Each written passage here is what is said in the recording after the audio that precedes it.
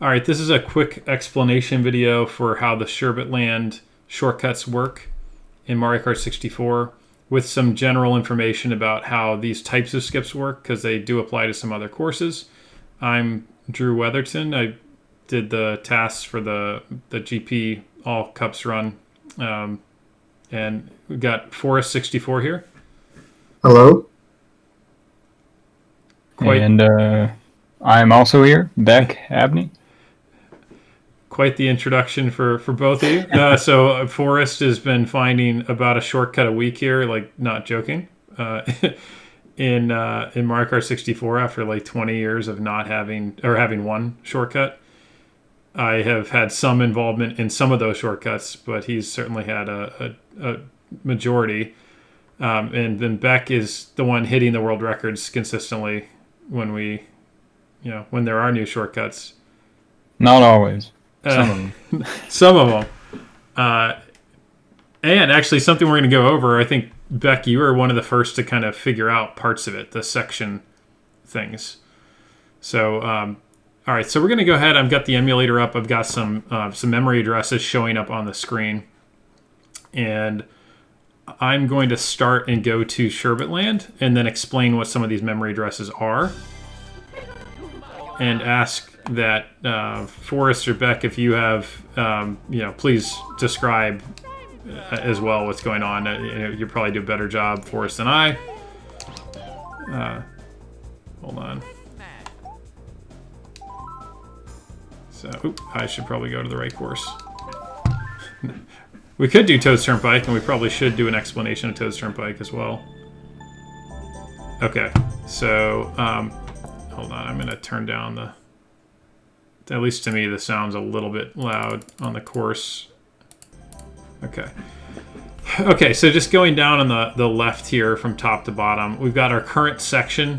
The course is broken up into, it seems like it's often in the 20-something sections. I'm not sure of the exact count. Well, each course is different. And those sections, I believe, are mainly used... They're not mainly used. They're used for a bunch of different things. I think one of which is what parts of the level should I load if I'm looking in a certain direction so I don't have to load the whole level. I think that's something that Dead Hamster's been talking about in his video series. I think that's the same thing. What's relevant here is that this section is used for some of the logic on how things are mapped and where Lakitu puts you back down. There's also something that we're calling a section jump, which gets set if you jump between sections. We'll explain what that means. Current lap, that's important. What lap are we on? We start on lap -1. Got some other attributes we'll talk about in a minute. My position, X, Y, Z. The angle I'm facing. My velocity, X, Y, Z. What was my prior position? And then something called the damping value, which that's the actual value of your stick that the game uses. Which it matters in the fast lap here. It actually matters in the whole game, but it's something we'll mention on the fast lap. But so if I hold all the way right on my control stick, instead of going to 53, which is the maximum value right away, it kind of I held it right away. And it took some time to get there. If I go all the way from the left to all the way to the right, it takes a little while to get there. So the game's kind of smoothing out your inputs. All right, so I'm going to start Drive Me Forward, and we're going to see that I'm in Section 1 now. We'll see ourselves advance to Section 2 around this corner right about here. All right, so now I'm in Section 2. And I still haven't had a section jump happen yet.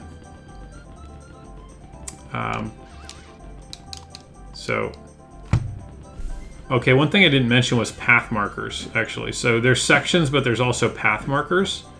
And path markers are, if you shoot like a blue shell, for example, it sort of sticks to this middle section of the course, and it follows this line along the middle of the course. And it's following the path markers as it goes around the course. And those path markers are used to determine like how close you are to that center line of the course, which we'll talk about soon, why that matters. But I'm going to show a brief clip of something that Micro 500 made really more as a, well, it shows these path markers and how the game associates you to the closest one. But B, I think we should all encourage Micro to finish his video series he started working on. He never published. And was thinking he'd explain all the different shortcuts, how they work. So I think that would be really cool if he would finish that. So maybe go check out Micro 500's YouTube channel and maybe drop some comments there about your interest in the video series. So, all right, so if we start moving along this course, you can see the red dot is your player position. The blue dots are the path markers, and then the green is the path marker that you're most closely associated with. So as you go, left or right away from it, it's still considering you to be associated with the path marker that you were closest to. All right, and see if you cut across. We didn't look wide to see it, but there is weird things happen when you get really far away from that. So, all right, so we're going to keep going, and we're going to see it go from section 2 to section 3. All right, so the sections are still increasing as we move. And if you go to the right of this rock, we'll see our first section jump. It's going to go from 5 to 6, but it says section jump 6.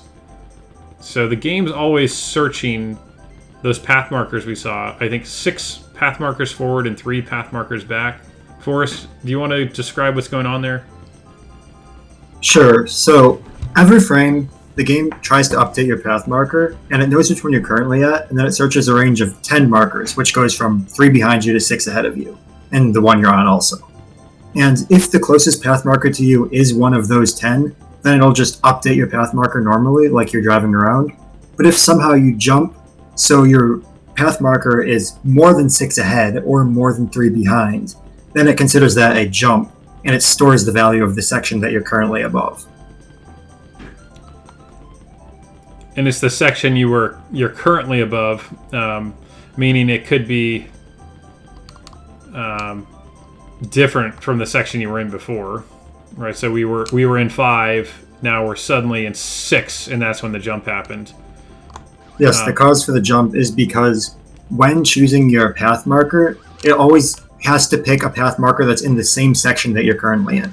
So by going around the rock, you suddenly jump from 5 to 6, but all the path markers within that 10-unit range were still in section 5. So it can't find any in that 10-unit range that are section 6, which means it triggers the jump condition and stores the section value. So you can see that it says section 5 longer on the left of the rock, which is probably where the path markers are. Right, I think that's probably what's... Whereas we jump to 6...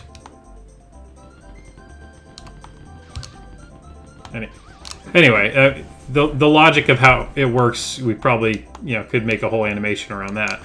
But the point is, you've now got this value called section jumps. Well, it's not called section jump. That's what we're calling it. Not really sure what to call it, honestly. But it stays 6, right? It's not going to get updated again unless I make another section jump. Which, if we drive through this cave carefully, it won't get section. It won't have a section jump happen again. But we can also drive, I guess, not so carefully and have it jump again. So if I go to the left of this, close to the wall, it'll go from 12 to 13. You went too wide that it didn't update there. It just updated normally. It only went 6 ahead. I still went too wide even there? Okay, wow. Okay, you have to get close to that wall. Yeah, so the closer you get to that wall, I guess the further... Maybe the path markers go to the right around that column? We'd have to check.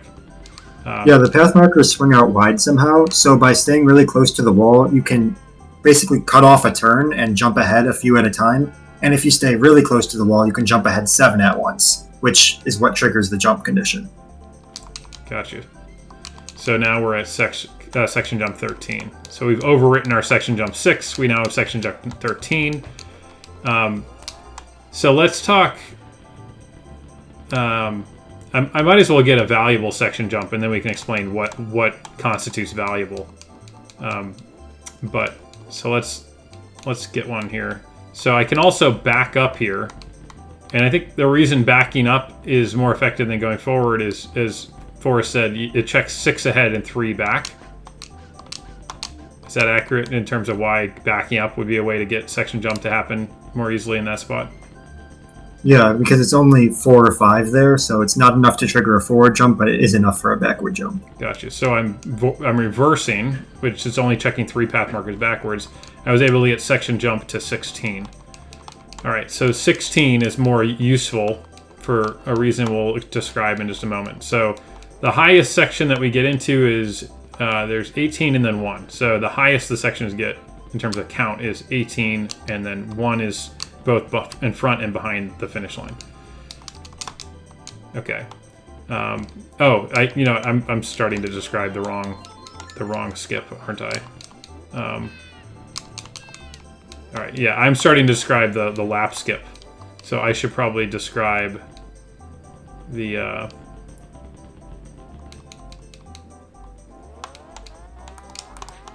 skip we actually want to get. So here I want to go to the left of this rock. I want to keep section jump 16.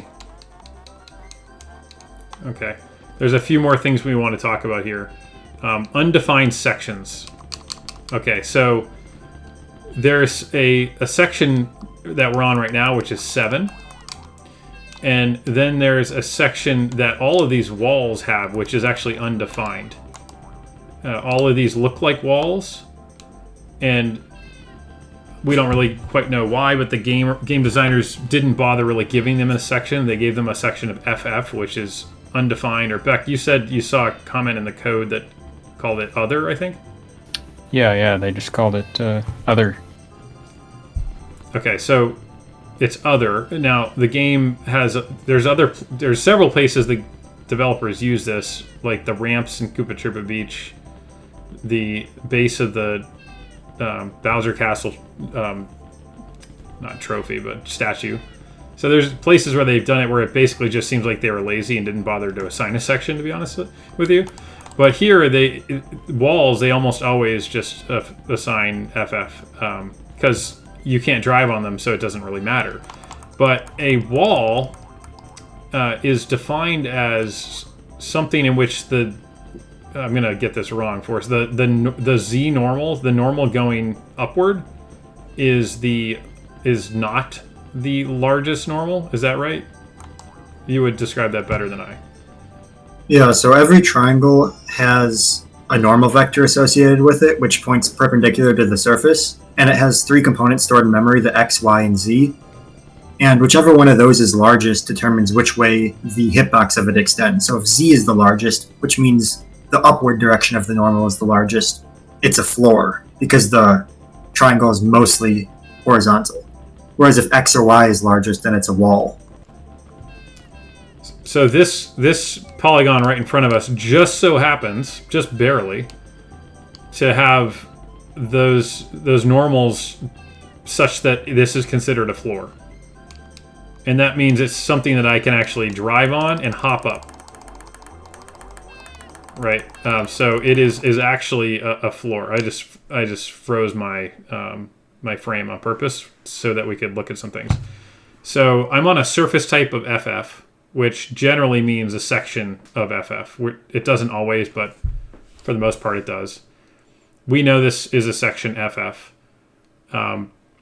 and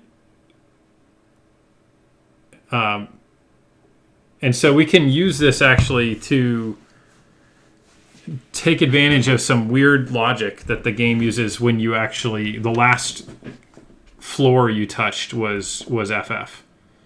When the floor you touch is a section type FF, it doesn't really know what section to assign that, so it uses your last section jump value as the section. So it considers this wall, which is actually a floor, to be of section 7. Or of section whatever our last section jump was, which I think I overwrote by jumping up on this. Yeah, in this case it's 7, so the wall maps to 7, which is right next to where you are. Yeah. But if you had the section jump as say 16 Yeah. or 13 or something else, then it would map to that, assuming it was within 1,000 units. Right. So, okay. So there's a 1,000 unit rule. There's also a 500 unit rule, which we'll talk about later. But in this case, it's the 1,000 unit rule. So if that section jump that you have is within 1,000 units, and how big is 1,000 units? Well, a unit is, I think, 18 units to a meter. Yes. So what is that? Should probably just calculate it. That's 55 meters, 56 meters. So, pretty far. For a sense of scale with that, I think it's about the distance from the finish line on Toad's Turnpike to the bridge where the road crosses underneath. I think that's right about 1,000 units. Oh, right. Yeah, it would have to be just beyond the finish line to the lower part of the bridge. But yeah, because that is how the Toad's Turnpike old shortcut worked, is that when you jumped into the fence there, it happened to be within 1,000 units of the last section jump you used there.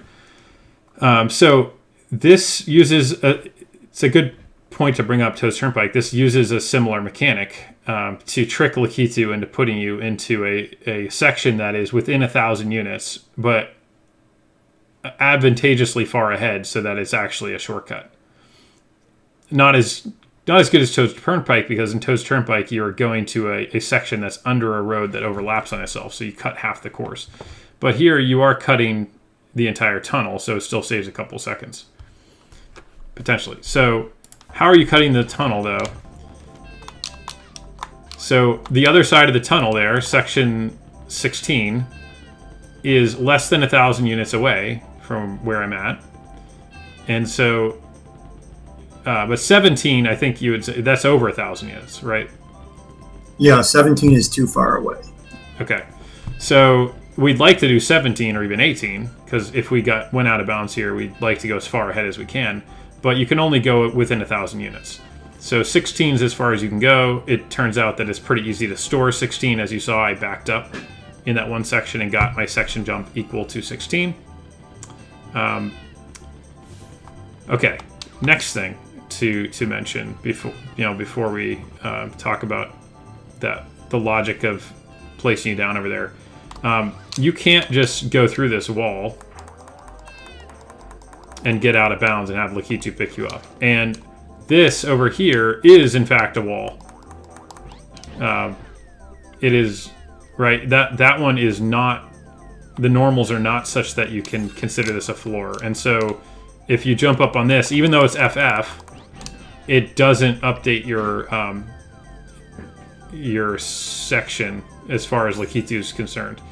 So you can't just like jump off of this and jump out of bounds and have this shortcut work. You have to get through this wall somehow, or get Lakitu to pick you up after having last been on this wall, or on this floor, this very steep floor. And these penguins, actually, when you hit them, it gives you a bounce value. I've got bounce memory addresses on here.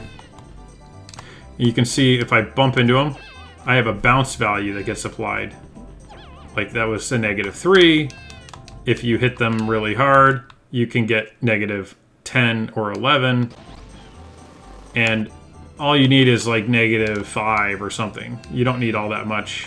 I don't know the exact amount, but you just need some amount of bounce value. And if you hit this wall, the game, if your movement is primarily caused by the bounce, the game lets you advance through the wall unchecked. And that's true of any wall with any penguin. It's also true of the Thwomps and Bowser Castle. Any item that gives you a bounce value, you can use that to go through a wall. And so with these penguins coming over, I can just mushroom into one and jump at the right time and get thrown back with a bounce value that's not 0, and you'll go through the wall. So that's a way to get through the floor, I guess, not wall.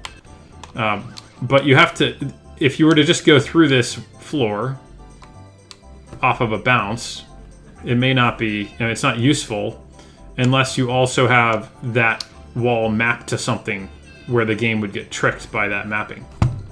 And so, again, since this is an undefined surface in terms of section, and because it uses the section jump as the section value for undefined surfaces, it now thinks this is section 16.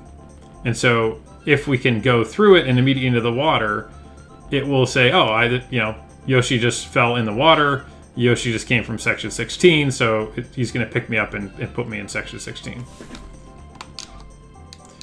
And so the way to do that is to get one of these bounces off the penguin, which I'll attempt to do here, even though I'm kind of struggling.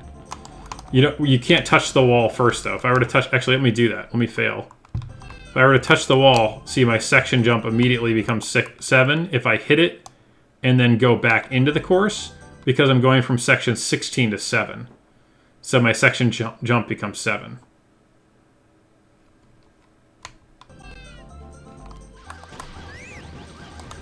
Alright, I'm going to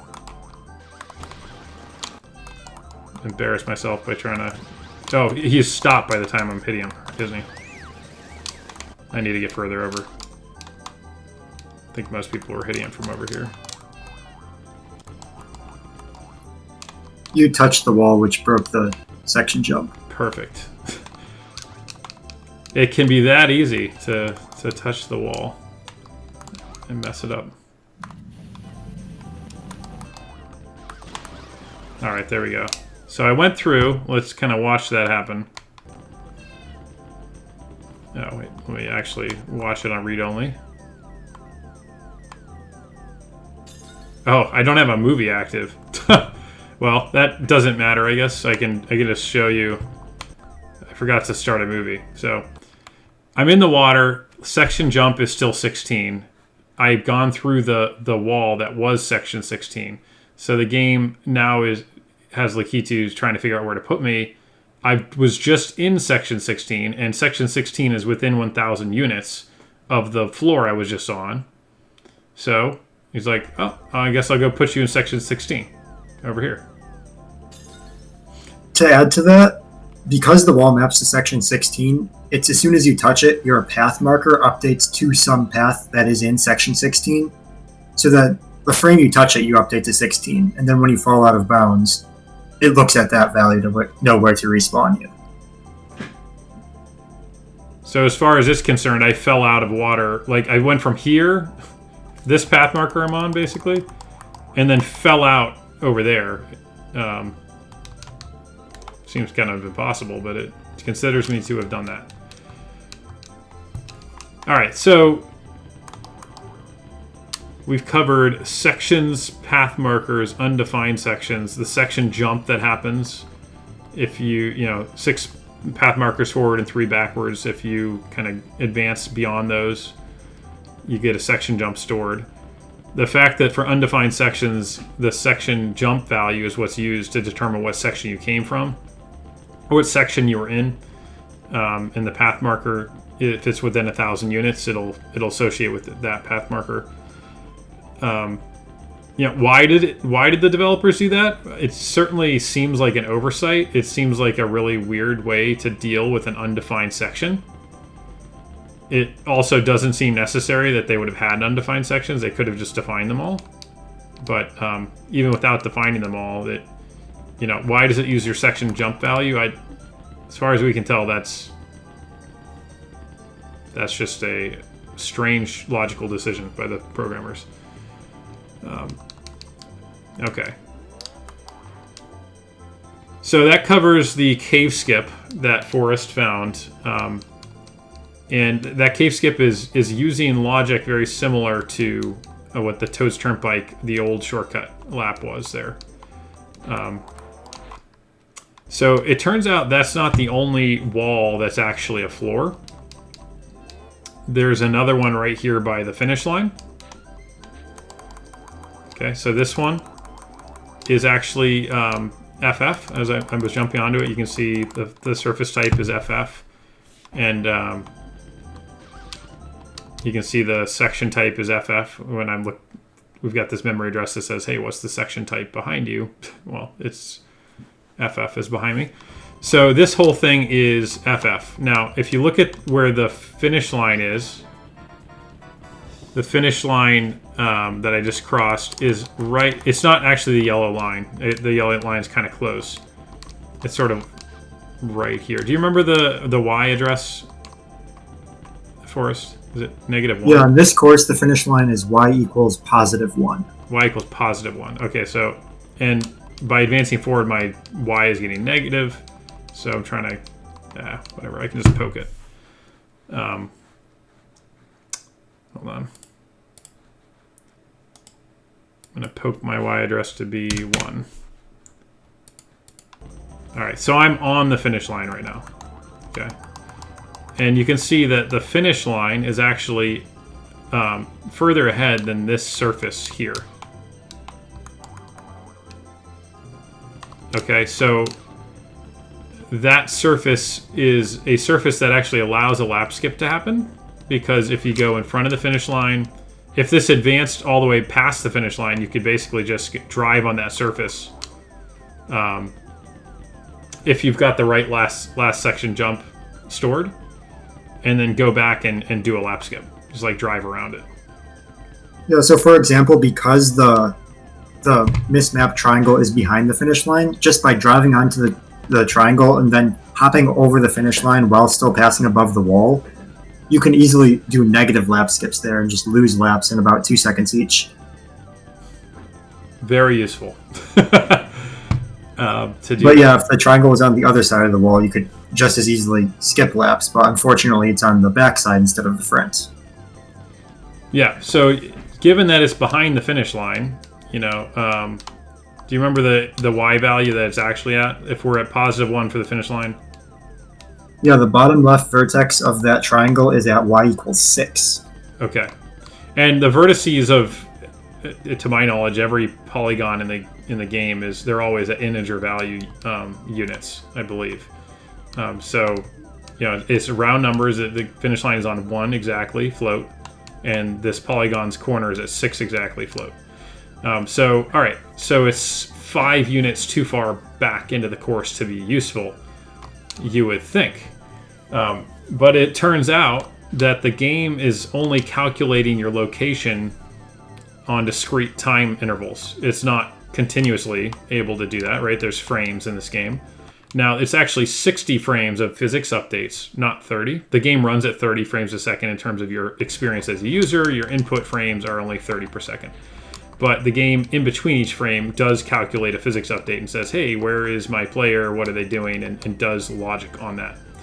So, all right, so we're 5 units behind the finish line.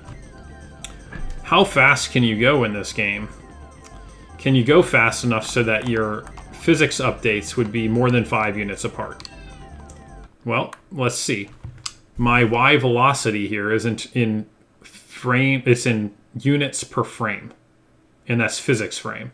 So if we see Y velocity get to 5.5, sorry, to get a 5 or better, that indicates we might be able to trick the game into thinking on one frame we were beyond the finish line, and the next frame we're behind it, with no time spent less than 5 units in front or behind the finish line. So I'm going to use a mushroom, and there we go. So a mushroom, just normal mushroom speed, I can definitely get to over 5 units per frame.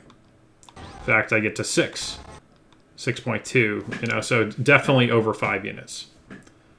Okay, that's a good sign. Why is that a good sign? Well, it means that if I drive and time right my frame, like the frame that I'm showing up to the game on, I could have one frame that's like just beyond the finish line on this side, and then another frame where I'm actually on this surface. And the game would consider me, you know, it would be just as good as if this surface had been on the other side of the finish line. I'd kind of driven around on it. So this is actually very similar, again, to another Toad's Turnpike shortcut, the one that Forrest and I came up with, the lap skip part where you go back over the finish line. That was using the same idea, but it was easier to do because you had a surface that in that case, the outside of the course was an FF surface, undefined surface, that goes the entire length of the course. So you could pretty easily jump. You didn't need 5 frames. You just needed to make sure that one physics update you were on one side of the finish line, the next physics update you were outside the, you were over the FF polygon on the other side of the finish line. So that one was much easier to do. This one, a lot more space to cover. But Forrest figured out that you could, he realized that this was close enough to get to, right? It's only 5 units. And Forrest, you published a video of doing this in GP mode, I think in August, if I'm not mistaken. Yeah, it was probably somewhere around August 7th-ish, I think. Give or take August 7th. There we go. So now why do you do that in GP mode? Why didn't you just go ahead and do it in time trials right away? What did you have to do in GP mode? So one thing that we haven't fully explained is why the missed map section there by the finish line allows us to get a lap skip. And the reason for that is the finish line is actually just a big plane that extends infinitely in all directions. So you don't have to be on the road to trigger a lap. You can be off the road.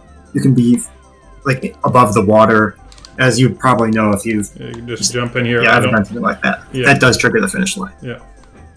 So how does it determine when the finish line should not be active, so you don't lose a lap as you go around past it on the other side of the course? The way that it determines if the finish line should be active is if your current path marker is within 20 units or 20 path markers of the finish line. So if it's less than 20 on the fret side, or if it's... So on this course there are, I think, 660 something path points, like 665. Yeah. So you have to be greater than 645 or less than 20 in order for your path point to be close enough to the finish that the finish line is active. And if the finish line is inactive, I didn't put the path markers on here as a memory address, but worth noting that this view, actually, the advancing that you see is path markers incrementing. So as your path markers increase, each of those steps you see is one of those path markers. So, sorry, Go ahead. So the thing is, if you map the section to, say, section 2 in this case, if you're mapping the FF section to section 2, when you're above it, it thinks your path point is on 27, because 27 is the first path marker in section 2. And if it thinks you're in section 2, it thinks you're at 27, the finish line is no longer active, which means you can cross above the finish line without losing a lap. And so that's the reason why it's hard to do in time trials, because you need to store specifically section 2, because in this case, the other ones are either too close to the finish line. So, for example, section 18 is too close. It's within that 20 path point radius, or not radius, it's within 20 path markers. So the finish line is still active if you're in section 18. And if you have it mapped to 17, it's too far away. It's outside of that 1,000 unit radius. So the only one that works is section 2. Which unfortunately is one of the few sections on this course that is not easy to store. So when we were saying store, we're talking about getting a section jump equal to 2. So there's a number of ways to get section jumps on this course. We've shown the rock. We've shown going on the inside of the tunnel. There's a lot more, actually, too. If you jump these ice cracks a little too far to the left, not a lot of times, but there's places where you can get the section jump to change. So one way is the 500 unit rule. And the 500 unit rule is that so we talked about the 1,000 unit rule that helped us get section jump equals 16 to be a legitimate place for Lakitu to consider us to have been on the path that's exiting the tunnel and put us there. But the 500 unit rule, we don't actually know why they're different values, by the way. 500 unit rule is how far are you from the path markers when if you're over 500 units from the path markers and there's no other path markers within 500 units of you. Is that a fair statement for us? Both of those true? Well, it's actually just if you're more than 500 units from any of the 10 path markers within that -3 +6 range. Okay, so yeah, so good. The 10 path markers that you were closest to, if you start driving away from them, like I'm doing now, And that it's still those 10 path markers behind me. I'm driving straight away from them that are closest. If I can somehow jump far enough this way so that when I hit the water, I'm over 500 units away from those, then the game won't be able to find those units, right? I'm more than 500 units away, so now it does a fail. It fails back to searching for the closest. Yeah, I'm not entirely sure what it does, but if you are over 500 units away from all 10 of those path markers, it will take whatever section you were last in, store that as the section jump to, and then try and find a point within 1,000 units in that section. Oh, yeah. Okay, so it's got the 500, then it's got the 1,000.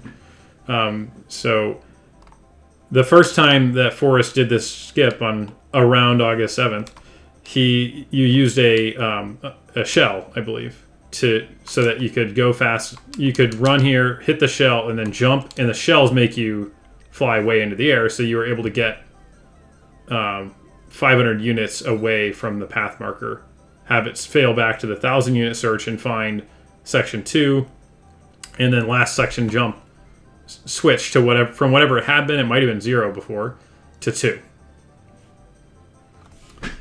So that's one way to do it. Another you did later was you jumped off a CPU player to jump around this corner. So you landed way over there. So I went 500 units out that way instead. Out this way. And then I ended up being back on the track just with a large enough jump. Right. Okay, so the question is, how do you get more than 500 units away from the path markers in time trials? If you have to use a shell to go this direction, and you have to use a CPU to go this direction, how could you possibly get 500 units away? 500 units is, pretty far. You can't just jump that far. And we did test that. There's the point right here where if you mini turbo and mushroom and do everything and you jump as far as you can, you get kind of close to getting 500 units. But definitely still not. You're still a decent distance away. So that corner right there is about 250 units from the closest path marker, which is right by the inside wall. And jumping into the water with a mini turbo, you can get just over 200 units away, so you can get over 450 units away from the path marker, but not 500.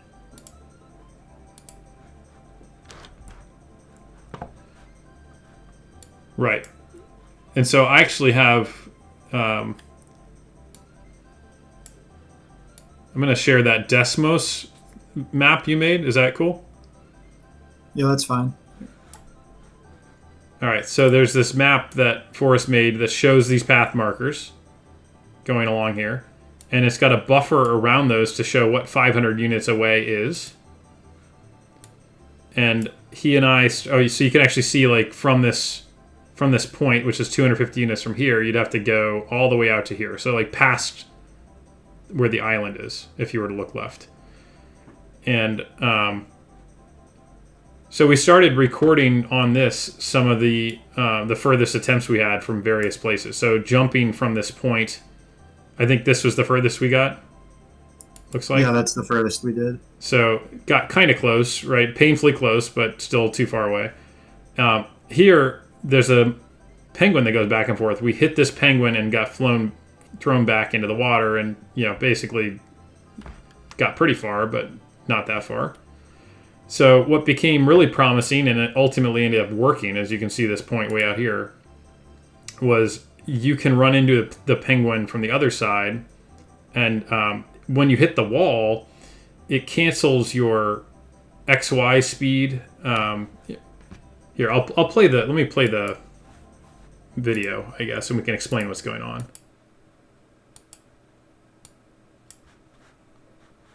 So...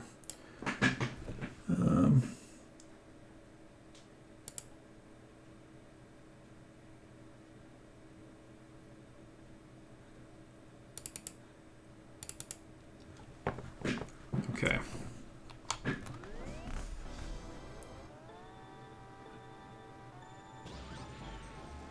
All right, so we come over here, and when you hit this penguin, let's look at our bounce values. It's going to go from 0 to, 7 in the y direction, -5 in the x direction.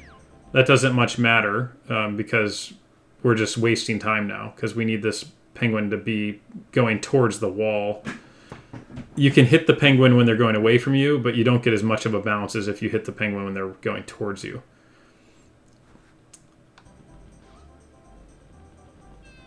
Okay, so we fall in the water. Okay.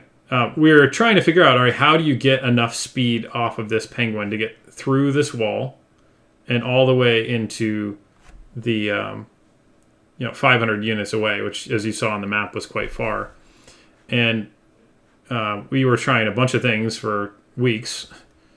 Like, there's all different things we'd come up with about, like, hey, if you hit it in this way and you're turning, you'll spin back around and you'll actually be going the same direction that the bounce has given you a bounce value.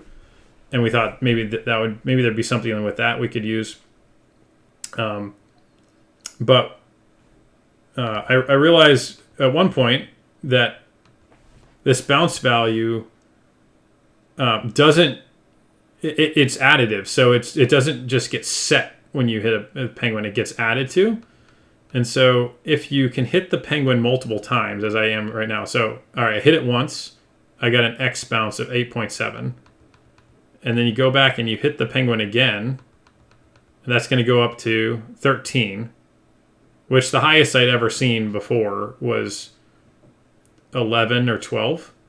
And this is almost, the effect of this is quite significant because it falls off linearly. I think we'll see. Like, the value just decreases.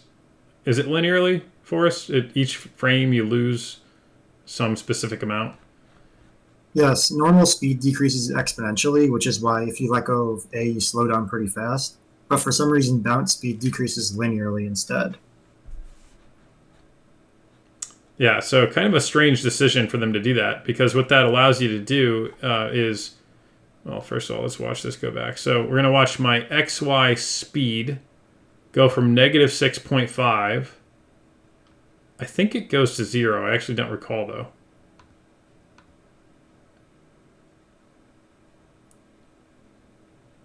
Or it just isn't fighting against it anymore. All right, so I've still got 11 bounce. I'm already through the wall. And then you hit the water, and my speed is 0 now. Usually when you go out of bounds, your speed gets set to 0, so you stop moving immediately. But the bounce speed does not get set to 0. Right, so although my speed that anything I would be stopped right now if I hadn't just hit a penguin. But because I hit a penguin, I still have 9 bounce speed, and it's decreasing linearly. 0.2, 0.9, 0.6, 0.3. It's just counting down, and I'm still flying away from this penguin.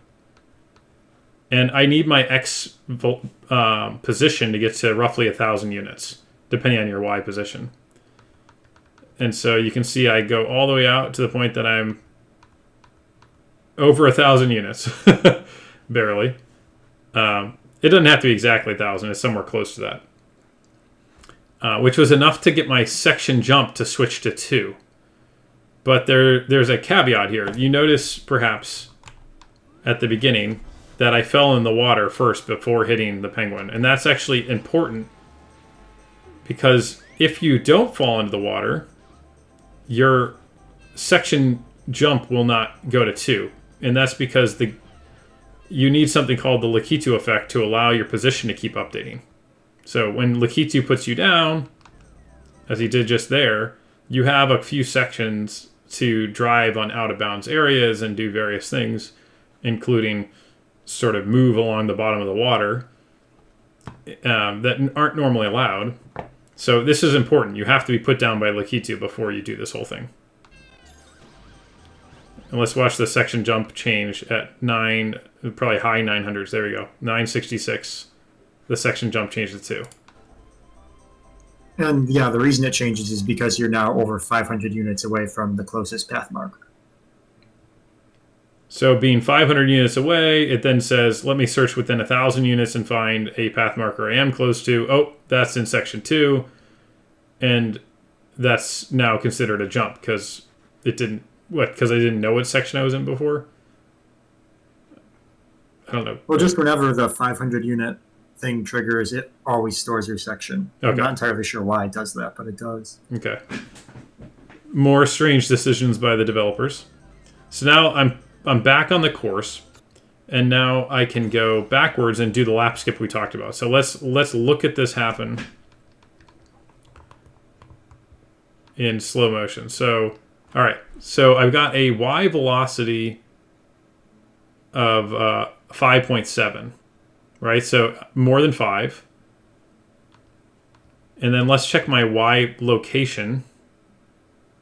And I've also got the prior Y, that's at the half frame. So I'm not sure which one will be near 1. We'll have to see. It's going to be the next one, I guess. Yeah, so my prior Y here is 0.46. So I'm within half a unit of the finish line. And then the next Y is at 6.5, which is beyond 6. So I was in front of the finish line because my Y is... less than 1. And then I'm over the polygon because my Y is greater than 6. There's also an X component. You have to be at least 60 on your X to be over this polygon. That means you're far enough left. So you need both. That's actually why I jumped over this rather than drove straight so I could get a more direct line. But all right, so having gone again from in front of the finish line to behind in one frame, the game did not decrement a lap. Yeah, and the reason for that is because, as he said, because we have Y greater than 6 and X greater than 60, we are on that FF surface type. And because we've stored 2 as the section jump, it now thinks we are in section 2. And section 2 is more than 20 path markers from the finish line, so it is inactive. And it does the check to determine whether or not the finish line should be active the frame after you cross the line, not the frame before. So it knows you've gone from in front of the finish line to behind, but it also realizes, oh, but you did that while you're in section 2, so that's far enough away I shouldn't decrement a lap. All right, and I land. I'm still in lap 0, which recall that's actually lap 1 because you start the course at lap -1. I can turn around now. And I had to do that one without a mushroom because I only have 3 mushrooms and I needed a mushroom to run into the penguin. So that part right there is why that hasn't been done. RTA. Beck, you're probably going to do it soon, I'm guessing. Hopefully someday. Hopefully someday. We just need to get a setup, they call it, to make sure that you can get that frame pacing, the frame spacing that we need to get across the line without a mushroom. You certainly can get the speed, but can you do it consistently? All right, so coming back, now I have a mushroom that I'm using, and I'm A/B spinning. And I can keep A/B spinning because with an A/B spin and a shroom, I can still get my speed to go to 5. And we'll see again that my Y position is at once, this time it's this Y position. 0.8 is still on this side of the finish line. So the next frame, we'll see this one, I believe, get to 6.3. And we also see X is at 62. Okay, so we know that we went from in front of the finish line to behind and over this. And as Forrest said, the reason that matters is because it still thinks it's section 2. Section 2 is far enough away from the finish line that no, it's not going to decrement a lap. Now, why would it not decrement? Like, why would it even have that logic? Well, think about it. You're going around a course that at some point you're going to go past this infinite plane. And if you're on the course really far away from the finish line, it doesn't want to add or subtract laps. So that part does make sense. But the programming error comes into how they're dealing with, really how they're dealing with these FF polygons, but the fact that it considers your section in an undefined polygon to be the last section jumped, which is something we can manipulate and sort of store. All right. And there you go. So 35-second course. So I would say in a way that those two shortcuts are surprisingly different in terms of what's going on.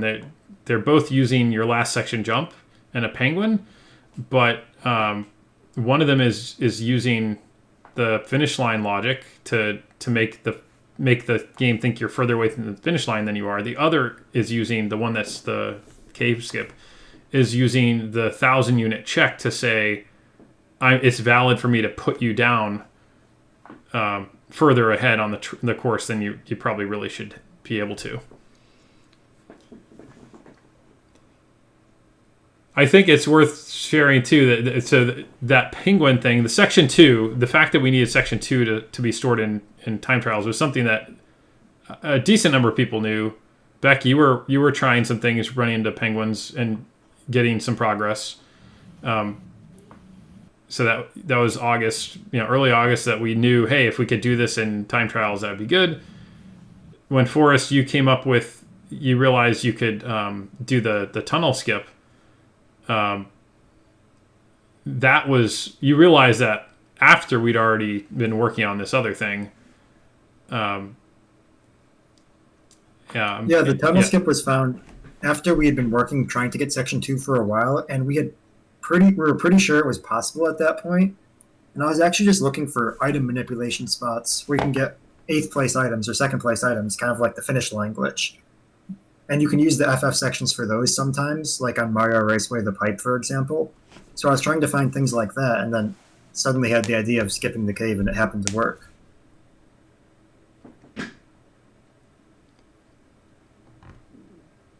So maybe there are more secrets in this game to uncover. As Forrest, with your weekly releases here. So. Pretty cool. Sherbet Land didn't have a shortcut before in time trials, and now it has like 2, which hopefully it'll get some rankings on the site pretty soon on MarioKart64.com. And have the 3-lap ranking with 1 time on it. Right now, there's only one person who's gotten 3-lap to be faster than non-shortcut, Dan Burbank, and it was using the tunnel shortcut, which you have to be able to drive world record pace to make that one effective for 3-lap. And we just need to figure out a consistent. Actually, I'll show like why we need to figure out a consistent hold on, setup. Like, why is that hard? Real quick here.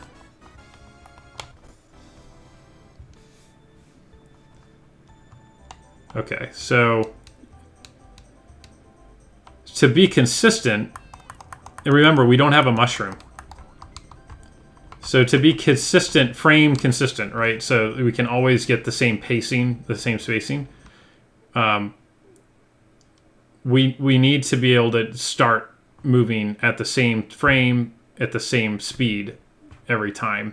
And then all the player has to worry about in RTA is, hey, I got to get the right positioning, line it up, and then like hold A. Well, if you just hold A here, as I just did, and you get to 1, well, okay, I already passed 1, but you can see my Y velocity is actually 4.5 or 4.6. Not fast enough, actually. You need to get past 5. You have to. So just holding A doesn't work. Okay, but triple tapping A, that works. I got Y velocity past 5. But triple tapping A, you can't do that frame perfect the same way every time. And if I do it that speed once, and this speed another time, and well, I'm doing a really bad job at triple tapping, but triple taps are not something that a player in RTA can do frame perfect. at least not consistently. You just can't consistently do it. So you're going to get different speeds when you come here. Like that speed is 5.61. Let's see what it is this time. You know, whatever, 5. Well, I got I got it. Of course, I got the same speed. There you go, Beck. There's your setup. Perfect. If I can do it, you can do it. But another thing to worry about with this setup is also, even if you have 5 speed, is the spacing good that you're going to be right before 1 on one frame? Your Y position just slightly less than 1, Right. and then slightly over 6 on the next. Right. It's all about so you need to get over 5 speed. You also need to get your spacing of those frames to be the same. So that's why you want to start at the same location and get the same acceleration each time. And if you do that, as long as you have your angle consistent, you'll get the lap skip. And that's what, well, Beck, you've hit the lap skip in several different ways, RTA. What does that require you to do? Well, the one with the setup that Forrest had made, where we just kind of go in front of the finish line like you were just showing, it's not too difficult when you have all these exact inputs that you can get you exactly to the right place. You can kind of use all these visual cues like the finish line pole and the mushroom item box above you and various other things to just line it up the exact same every single time, and it's not too bad. Some are a little bit like this one that you're kind of showing now is just straight on, like you're just, once you've got it lined up, there's not much you do. But then there's the other setup that was made that's now the current one that's used for the record.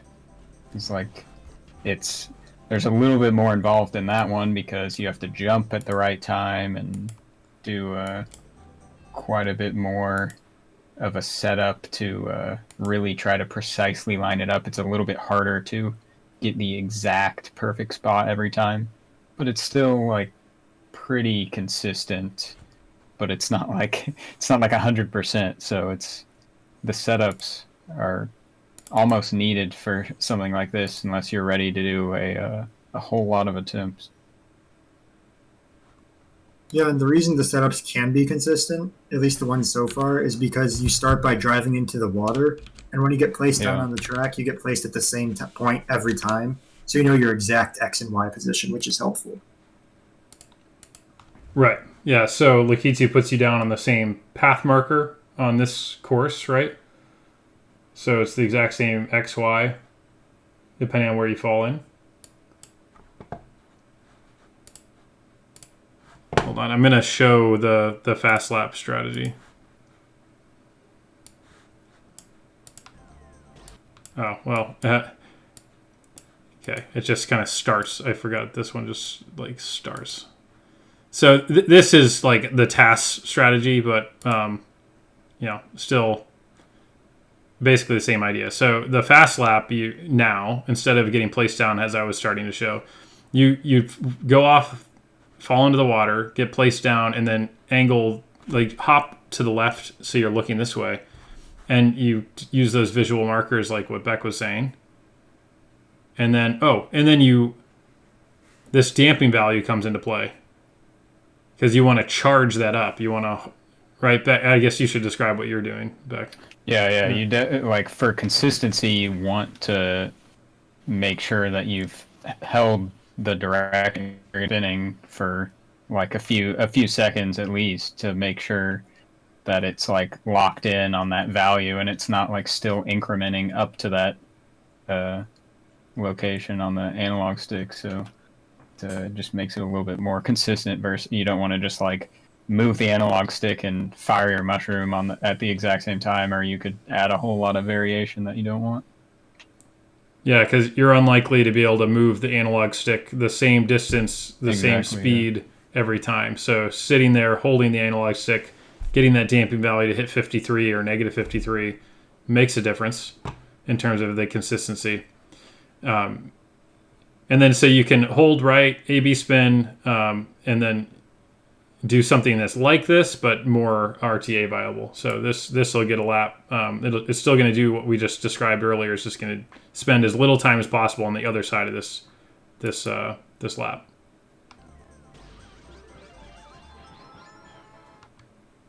All right, so 122. I haven't gotten lower. Forest, I think you were messing with that, and you weren't able to get it lower either. I thought you said you got a 121 somehow. Oh, I did, actually. Okay, so yeah, I don't know why this one doesn't have the 121 on it, but it looked like exactly the same as that. But it could go down more, actually. So Forrest, you were looking at this one, and it spends 2 extra frames across the finish line beyond what were necessary.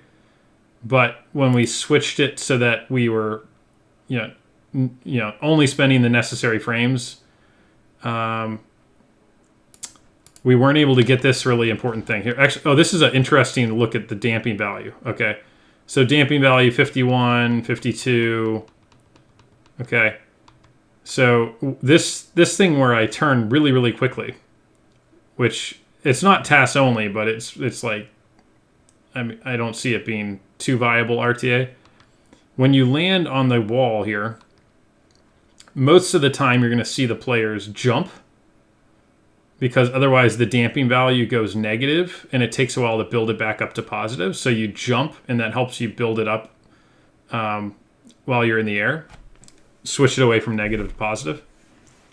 But you can also counterintuitively counter steer when you land. Oh, I guess I did it so quickly it stayed 52. You can counter steer, so that, see how I'm holding left now, this negative value on the stick, and yet it's turning me right. Like, I'm holding left and it's turning me right. If I held right instead, the damping value would go negative. I don't really understand why that happens. Forrest, I don't know if you've looked into it a little bit, but it's definitely weird. I don't know the specifics. I know it's, if you're on a steep slope, sometimes you'll turn the opposite direction of what you're holding for some reason, but not sure exactly how that works. It's pretty common to see it when people are doing like DK Jungle Parkway shortcut lap attempts. You'll land in the cave and go spinning the wrong way.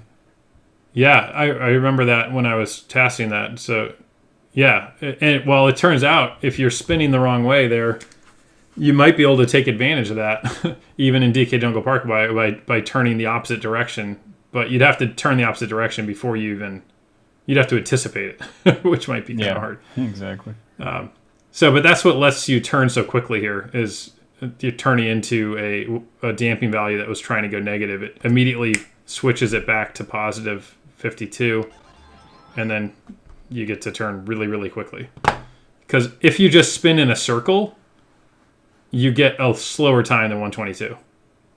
This literally is faster than just spinning as fast as possible in an A/B spin circle. Forrest, you changed this so it did that. It was like 130 something, 135, I think. Yeah, I think if you do just an A/B spin and jump over the wall so you don't touch it at all, it was 130 something. I don't remember the exact time. So literally faster than if you were just spinning around in circles. Kind of interesting. So, all right, I feel like we covered a lot. Is there anything else, Forrest or Beck, you want to add? Nothing I can think of. There was the one more thing about the damping value, which was kind of interesting, is that if you are A/B spinning and you hold full right or full left for a long enough time, it'll max out at 53, but then suddenly it will drop down again to like 20 something. Yeah, it's that's a good point, and I forgot to. That's actually helpful RTA on that setup that you had, because if it didn't happen, you wouldn't spin out far enough to get the lap skip to happen. But let's watch it happen here. So if I start spinning around in circles, so I've got it at 52 or 53. If I start spinning around, you're going to see it drop to like 25. You also have to be going fast, I think. So you need Okay, to so I need to.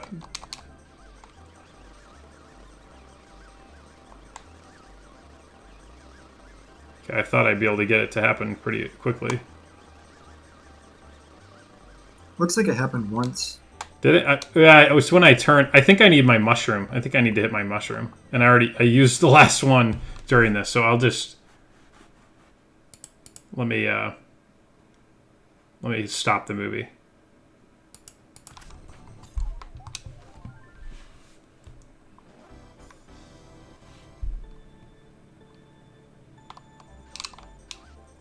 Okay. All right, so I'll basically do the charge up that Beck was talking about doing. So I'll sit here, get the damping value to 52, 53, then just hit Z and A and B at the same time, and we're gonna see that 53 drop to like 25, there or 28. See, it did that. And so you go wider. If I wasn't holding so far over, if I was just kind of like in the 49 range,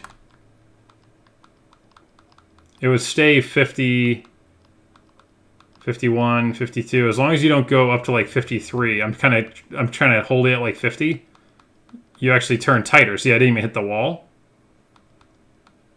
But if you charge it all the way up, hit all three at once, I already dropped it, so it drops down to 25 or 28 or something. That literally means the game thinks you've let off the stick, so you're turning less hard. So I'm going to hit the wall this time. See, but if you're in 150cc, what I think is actually happening is you spin out. If we do that same thing in 150cc. And it seems to be similar to this, where if you're just sliding for a while, the game actually eventually gives up and... Not gives up. What's that called? The spin out here? Here, I'll just keep holding left and watch what happens to the damping value if I keep holding left. Well, I guess maybe it's not the damping value that does it, but you do like spin out like that. Eventually it switches to not be 53.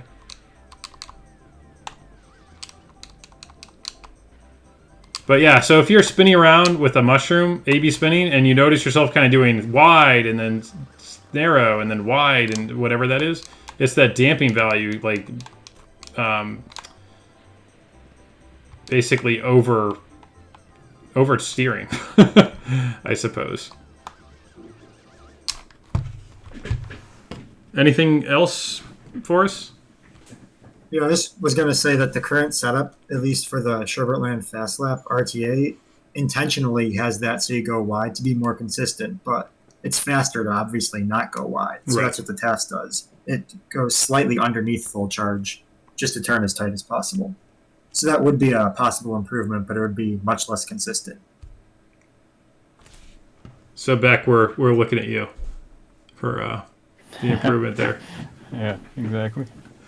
So I'm sure it will get there. I think you might be the one getting it there yourself. We'll see. So Yeah, we'll see. He's going to be busy driving into the Calamari Desert fence for the next few years. Yeah, I've got my next 10 years booked. maybe we'll make another video about that one next. But Yeah.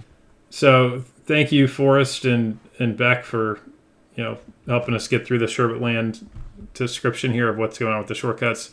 Micro 500 wasn't able to make it, but I should have mentioned actually at the start. So we showed that one video that the video series that we want to encourage him to maybe continue making, because I think it'll be very helpful for people to better understand the shortcuts, like every shortcut he was going to step through.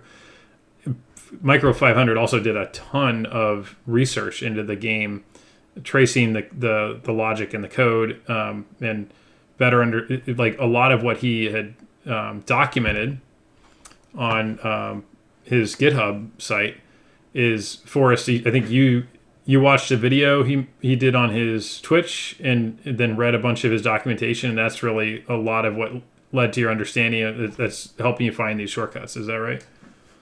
Yeah, he has one Twitch highlight which he goes through and actually shows 3D models, kind of like that one video, and shows the different sections and path markers and stuff like that. And that video was, yeah, pretty much what started me how to know about this game and like start knowing how stuff actually works.